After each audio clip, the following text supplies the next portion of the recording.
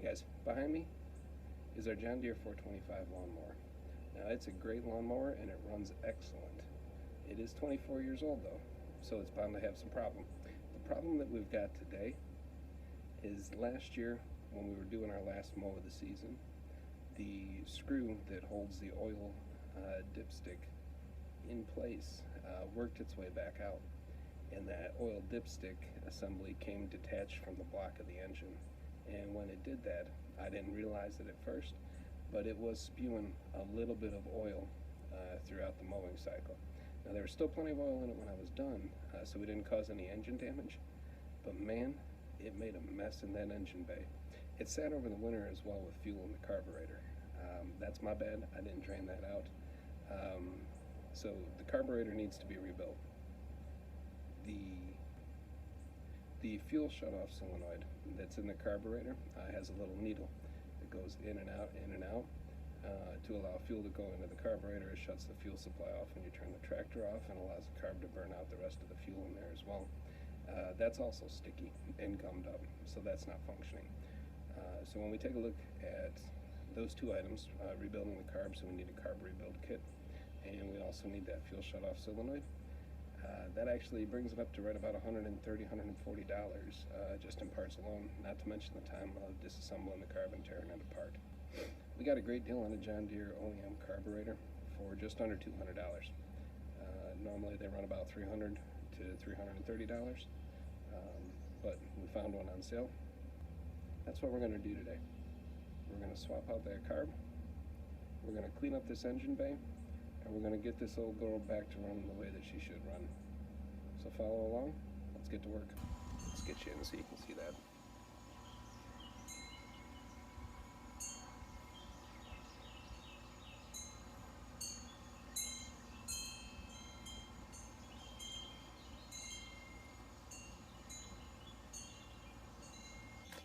Alright, so here's our brand new carb for it.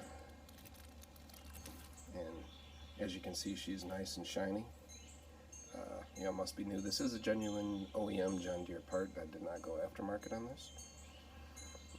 And as you can see here, it comes with a new fuel shutoff solenoid. As you can see, we've got the air filter assembly removed, the mounting bracket for that, as well as the old carburetor. Let me show you the old carb real quick. You can see when the oil dipstick blew. It caused a lot of used oil to kind of coat the inside of this engine assembly here. We're going to go ahead and get started. We're going to clean that off. I got a couple cans of carb cleaner, some shop towels, as well as a nice little nylon brush here. We're going to get this thing cleaned up and get it running like it's brand new. Alright, so we hit it with a quick shot of carb cleaner. Got loose what we could get loose with just shop towels alone. So now we're going to go ahead and get in here with a nylon brush and work the rest of it loose.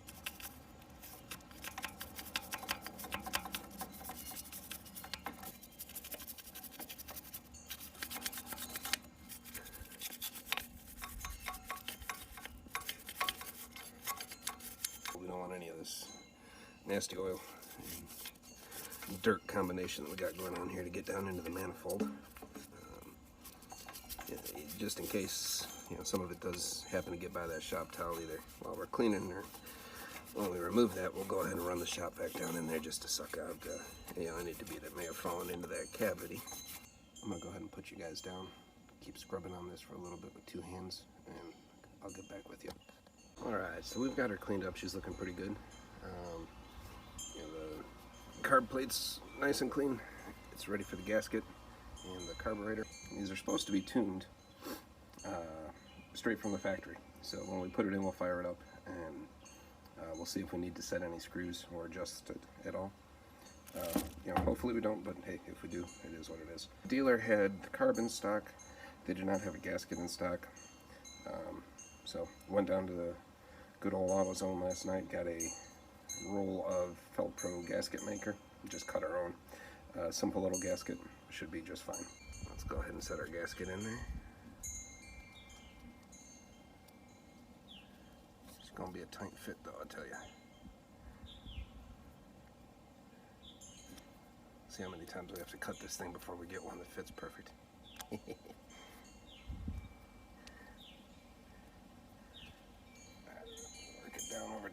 those threads. There we go. Let's get it down over top of these threads. Once we get over the threads, it should slide right into place.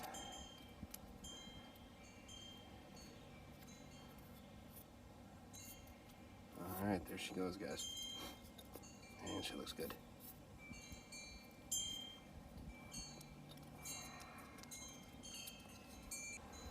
Alright, so got our carb in place. The throttle cables are, the throttle cables bump up across this, the shutoff solenoid here. Makes it really difficult to get down in there. We can either disconnect the throttle cables or just remove that sensor. Yeah, I think it's going to be easier to remove the sensor, so let's go ahead and get that done. So this guy fits on here with a 17mm wrench. I'm just going to go ahead and give it. They're not really in there that tight. Actually, this guy's in there pretty tight. I take that back. So here's the new shutoff solenoid. Here's the old shutoff solenoid. You can see the old one's pretty gummed up, and actually, okay, so looking at it, looks like the end of the needle may have actually fallen off or broke off inside of that old carb. So this is the section I'm talking about. Kind of comes out, tapers off a little bit. And, yeah, she's real easy to push in. This guy here, he doesn't push at all. So definitely gummed up, you know, not functional at this point. Here's the new one. Again, real nice and easy. So with that sensor removed, you see it just kind of slides into place just like butter. Just like butter.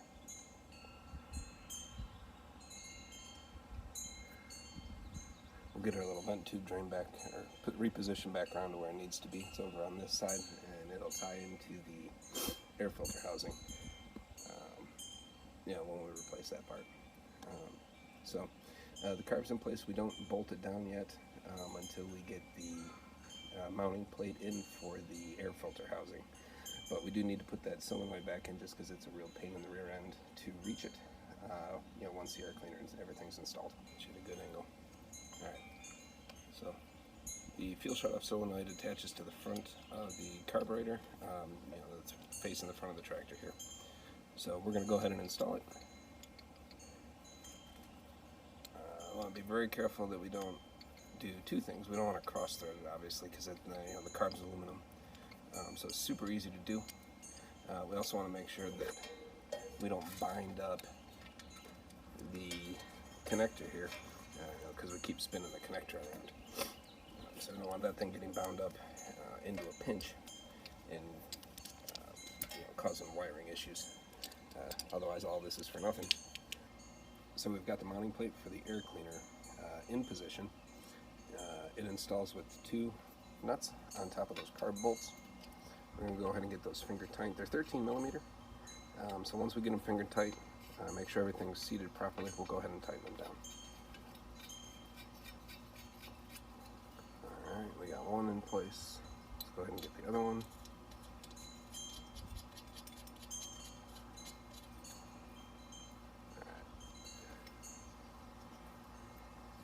So she looks like she's sitting good. We'll go ahead and grab our 13mm ratchet and just kind of work them quarter turn at a time, alternating bolts here. Alright, that should do it. So we'll go ahead and grab the air cleaner mount, and we'll get that in place. So here's the bottom of the air cleaner assembly. It attaches with 3 screws here to the top of the carb, as well as 4 screws here to the top of the mounting plate. So it's in place. I've got all these started with my thumb. We're going to take them down thumb tight, and then we'll torque them down with the screwdriver.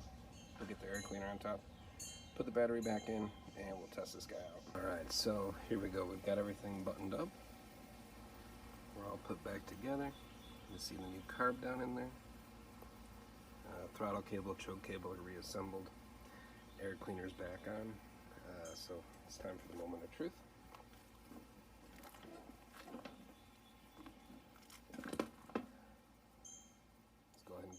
bit of choke here.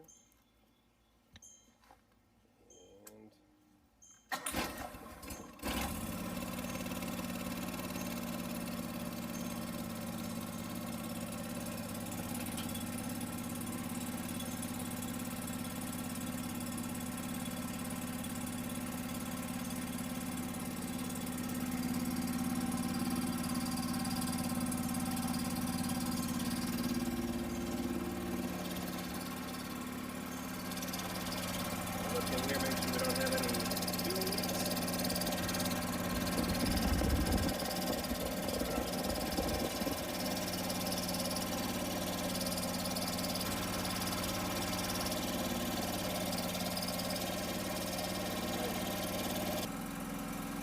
Go ahead and give it a little throttle.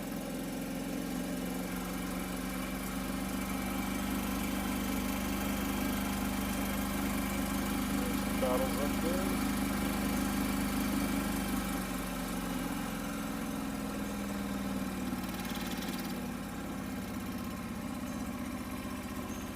And throttle it back.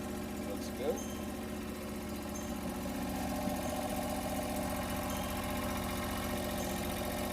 Alright, so we've got just a little bit of smoke coming out there. I think that's from the residual oils just burning off. So we'll let it run for a minute and we'll check for any more fuel leaks. But I think we're good to go.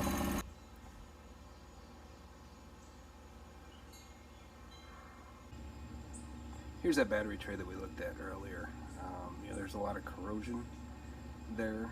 Some of it was from age, some of it was from the previous battery that we had when it shorted out, leaked acid on there.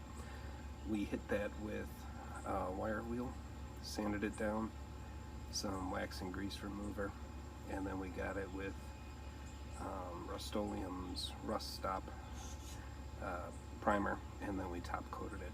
So that should be good for many more years.